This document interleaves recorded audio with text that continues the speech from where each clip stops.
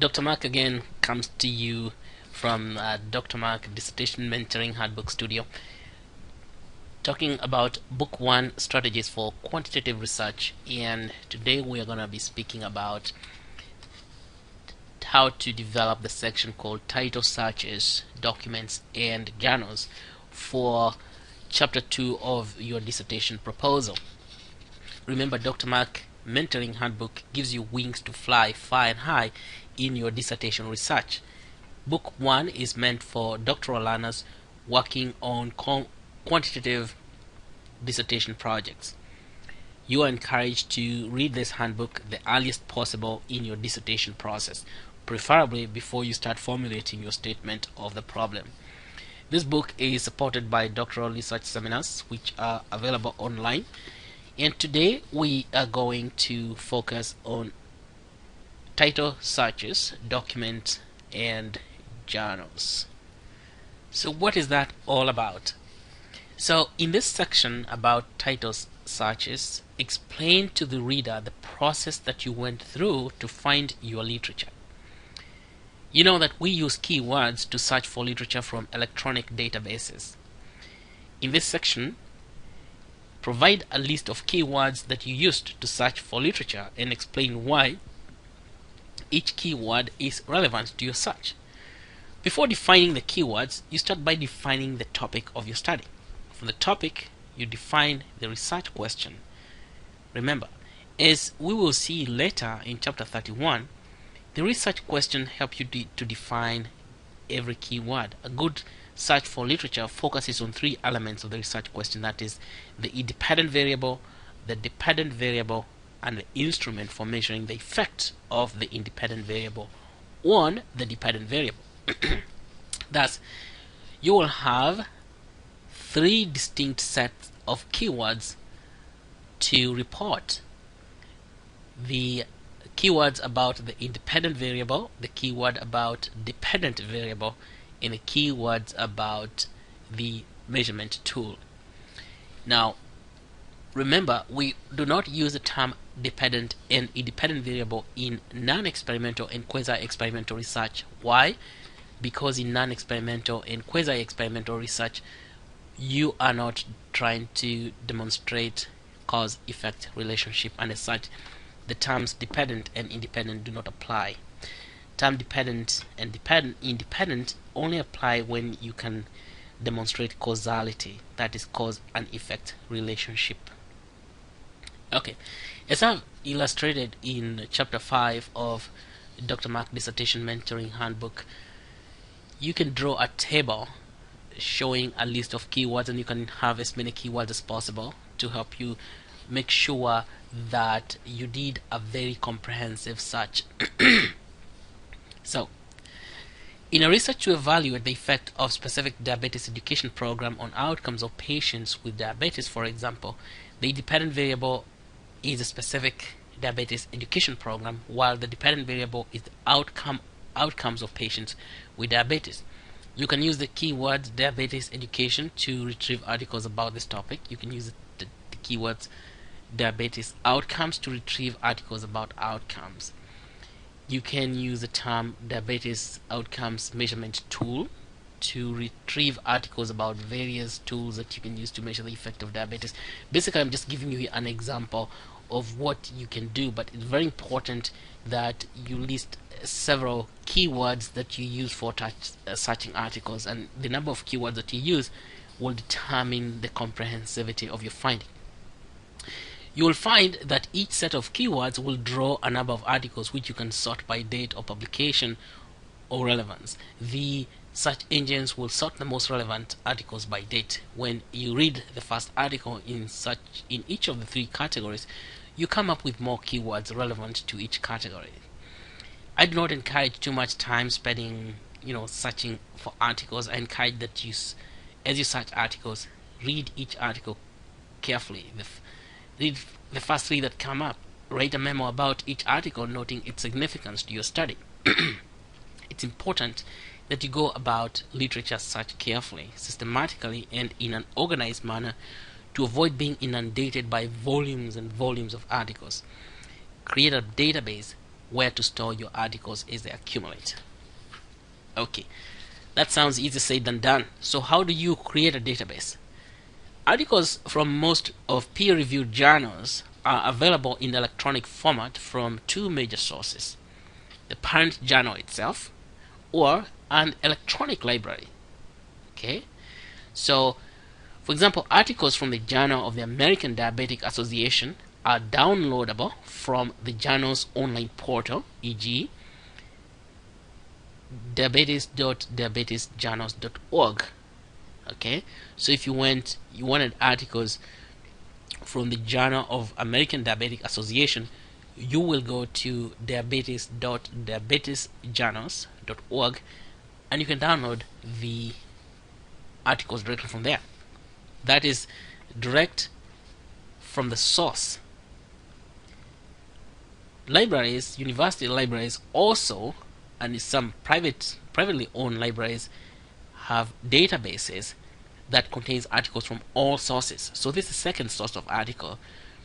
Such libraries include EBSCOhost, ProQuest, and the like. There are so many, I can't even begin listing them, but when you go to the university library, you're going to see a lot of these databases that you can use for searching articles. They are all good because they have different various mechanisms that you can use for searching only peer-reviewed articles, and you want to have peer-reviewed articles only.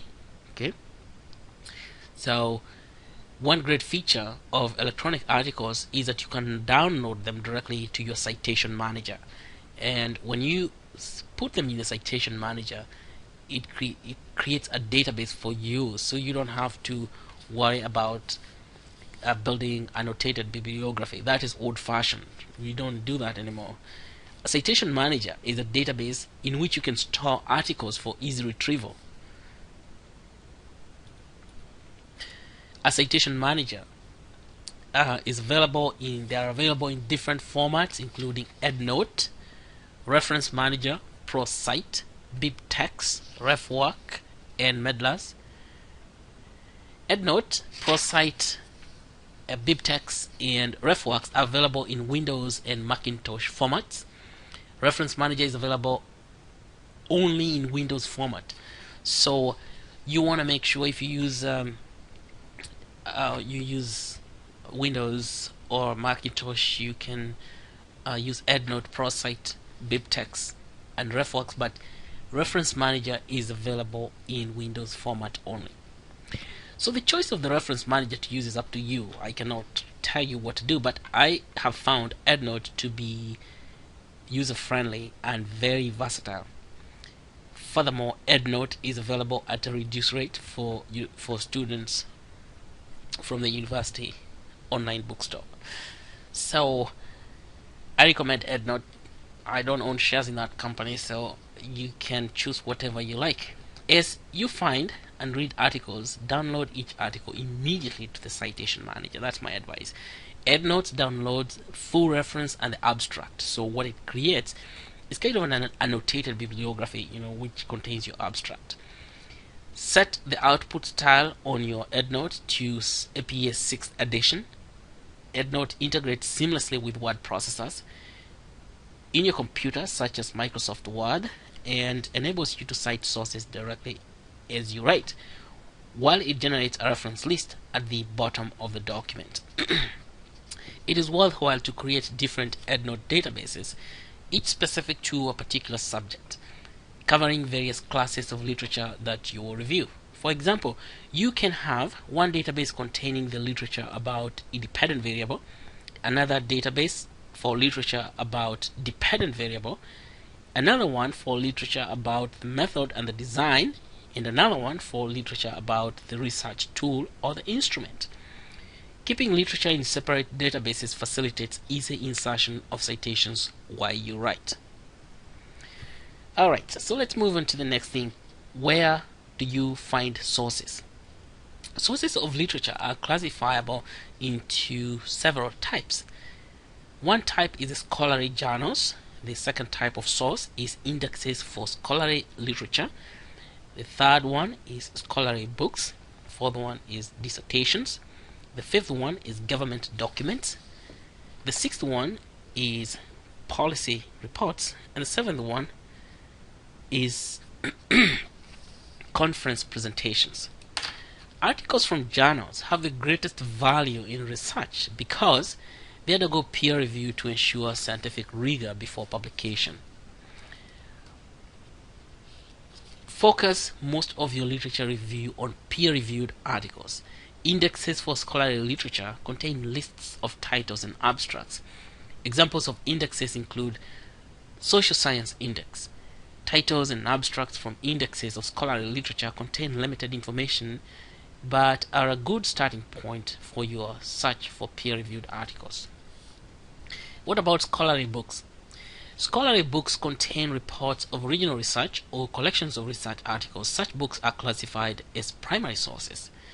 Do not confuse scholarly books with textbooks. Textbooks are not scholarly books. Textbooks are a synthesis of ideas from many sources and do not qualify as primary sources. Textbooks are secondary sources and do not qualify for doctoral literature review. Finding scholarly books can be very difficult. You're better off focusing on scholarly articles. Dissertations can be a good source of material for your literature. Two main sources of dissertations are dissertations and thesis at the University of Phoenix and ProQuest dissertation and thesis full text. You can download dissertations from these sources without incurring further costs. It's good to obtain one or two dissertations from the University of Phoenix database that you can mirror. Government reports. How about government reports? Government reports are an important source of data and are easily downloadable from government websites. Important sources of government documents include monthly catalog of government document indexes to congressional hearing, the Congressional Record, the United States Statutes, the Federal Register, Government Publications Index, and the Parliamentary Papers. I don't think you'll have any problem finding government reports because the internet is very, very active and government is actually uploading all the reports online. Policy reports are another important source. You can easily find policy reports for download from the website of the organization creating the kind of policy you are seeking. A faster way to locate policy reports is by Google keyword search. Alright, how about conference presentations? Conference presentations are most difficult to find, particularly because conference hosts may not collate all proceedings or even publish them. Each year, professional associations in academic fields, for example, sociology, political science, medicine, nursing, human resource marketing, hold annual meetings. Thousands of researchers assemble to give, to listen, or to discuss oral reports of recent research. Most of these oral reports are available as written papers to those attending the meeting. People who do not attend the meetings, however, but who are members of the association receive a program of the meeting listing each paper to be presented with its title, author, and author's place of employment. The conference organizers can write directly to the author. You can write directly to the author and request a copy of a paper. Many, but not all of the papers are later published as articles. The papers may be listed in indexes or abstracts. So obtaining conference reports is kind of a difficult job. So how do you organize the topics for your literature review? So after you've collected all this data, all these papers and journals and theses, you need to organize them. So create a list of major topics in your research. Use a table to illustrate the distribution of documents retrieved and the documents retained. I've given you an example in chapter 5 of Dr. Mark Dissertation Mentoring Handbook about how to organize your list of topics. In organizing, you need to have one column saying the category, the other column says the number of documents retrieved, and the other one has to show the number of documents retained. Remember, this table has to be in APS style, okay? And then you need to have table notes at the bottom. Alright. Something else you have to do is, when you're doing literature review, is to create memos. Memos are very important. The process of review of literature can be overwhelming. When you look at the mountain of papers you have to read, to overcome the problem of feeling overwhelmed, it's good approach to approach it's good to approach the review of literature in a systematic manner. The trick is not to think about the mountain of papers that you have to go through. Focus on one specific paper in front of you and read it in its entirety. After reading the paper, open a new MS Word document on your computer and write a short summary of the article in your own words. Write a short summary about the article.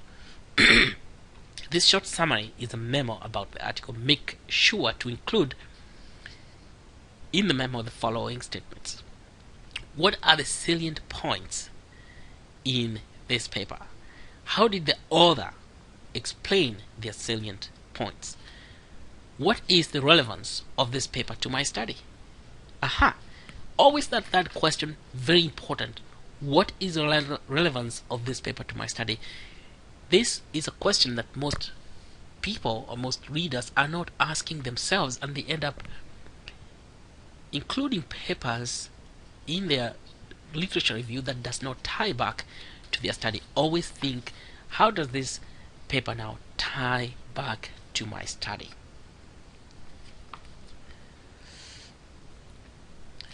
Okay, memos are very helpful when you come down to writing the paper. Make sure to add the full citation and reference to the memo. If you have EndNote, copy the entire memo and paste it into the notes section of the entry corresponding to the article you just reviewed in EndNote. I use EndNote a lot to save memos. EndNote is very helpful in this regard. You could also save memos in Microsoft Word, no problem with that. Make sure, however, that you save the full citation and reference of the memo. Format the reference in APS style. Do not forget any element of the reference when saving the memo. You'll regret this later if you omit some of the elements, because you will have a hard time finding the articles with incomplete references. To overcome this problem, just save your references and memos in EndNote. The software will help you save all important elements of the reference and to organize references in easily retrievable EndNote libraries. Okay, now another problem that you encounter is that of reading, because you have mountains of paper to read. So how do you go about reading, overcoming the problem of having to read so many papers? You have to develop a technique of speed reading. So, thinking about the sheer number of articles to read and digest is nauseating to many people. A few people are gifted with the talent of speed reading, and they can go over 10 articles on the same day, when you do not need to read 10 articles per day to gain a full grasp of the fundamental problem, but you need to read at least 3 articles per day. At the rate of 3 articles per day, you would need 2.5 weeks to read 50 articles, the minimum number of articles required for a dissertation project. The truth is that you need to read at least 200 articles to retain 50, because most articles will contain information that is not relevant to your research. At a rate of 3 articles per day, you may need to spend 3 months just reading. That is, if you spend every day reading. You don't want to spend all the time reading articles. You do not have that kind of time anyway. What do you do if you cannot read 10 articles per day? The best way to overcome this problem is to use the text-to-speech software, which reads out loud text from many types of documents. Text-to-speech software is available for download at a relatively cheap price. I have extensive experience with Natural Reader by Naturalsoft. For example, see naturalreaders.com. You can use Natural Reader to speed read through electronic articles and e-textbooks. Natural Reader also has the capability of creating audio files in MP3 file format of the converted speeches from the text. This allows you to transfer your MP3 files to your iPod, iPhone, Sony Walkman, or your CD player. Audio files liberate you from being tied down to your desk while reading papers and books. Take a walk in the park with your iPod headphones on, just listening to the articles and books. Listen to the books when driving to work. Do not put away that meeting or job in a city 2-hour drive. This will be a great time to go over the textbook. In fact, you can listen up to 500 pages of a textbook in a matter of a few hours. You kill two birds. You read your books and you get your job done. Never miss an appointment just because you had to sit down and read. No, you can attend to other matters as you listen to the books and articles. Listen to the literature when waiting for your turn at the dentist's office. Listen when waiting in line at the Department of Motor Vehicle. Listen to your literature anywhere. Listen to your literature everywhere.